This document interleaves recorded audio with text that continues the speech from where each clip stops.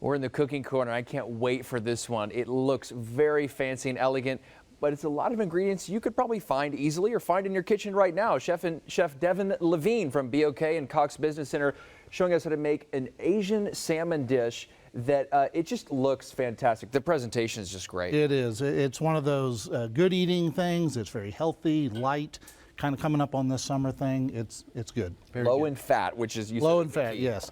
I'm going to start this out. I have a very light stock going, kind of a chicken or a seafood broth. That's our poaching. I've got to put some soy, a little bit of sesame oil. I wanted to tell folks, I think I forgot to say the name. It's called ginger soy poached salmon, by the way. So we're poaching salmon. That's what we're doing here. And this is the poaching liquid. Right. And the whole idea to this is I cut the salmon very, very thin. And the whole idea is to actually poach it in the bowl. We pour a boiling liquid right over the very thin sliced salmon, and it kind of poaches it right there. And so what do we have in here? I know we have a lot of ingredients you just put in. Right, I put in soy, sesame oil, ginger, garlic, a little bit of sugar, some cilantro. I'll put some chives in there at the last, and that's going to come to a boil. And I have my raw salmon over here, so you get a nice little sharp knife, and we just make a real thin little cut. I usually do about 3. These are very thin on the bias cut that we're going to just put in the bowl. And you're doing it on a diagonal here. We're not cutting Yes. straight down. Yes. And that's with the grain, right? Well, you don't have to worry about that with fish. Meat, of course, you do because it could be stringy and tough. Fish is a tender. It flakes off. You can almost cut it any direction and you're fine. Oh. Good to go. Good to know. So here we have the poaching liquid. And like I said, for time's sake, I already had it kind of boiling. Sure. These are all the flavors in it. And you want to bring this up to kind of a nice high boil when you pour, because that residual heat is going to hit over the salmon, and while it sits, it's going to lightly poach it. And you really, it's okay to have it kind of mid-rare to medium on fish. You don't want a tough piece of fish, so we're not going to poach it all the way.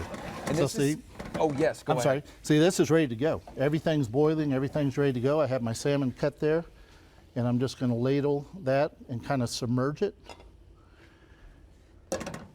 And that's going to do it for poaching. And I want to talk about the types of salmon, because we don't necessarily just want to go and pick up a salmon. There's a couple types that are really good that you can eat lightly poached like this, almost rare. Yeah, I try to stay away from Atlantic salmon. A lot of those are wildly raised and in pens, and you know, it's not as good. Coho salmons are great, the king salmons, sockeye, some of those. I mean, just there's so many varieties out there.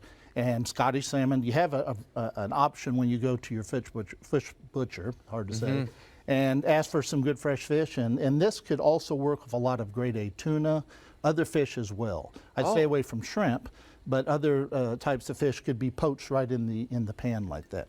That is cool. And then to finish this, I have some Napa cabbage, some bean sprouts, and some snap peas in here. And I just put a little bit of a rice wine vinegar. And what we're making is a crunchy slaw. Now this is a non-mayonnaise based. It's just nice and light and healthy. Sweetness with the rice wine vinegar. Yeah. And then we're just going to mound that just right up on top. And you let it sit, and like I said, you're going to see a little pink spots, but that's okay. That's the way it's supposed to be.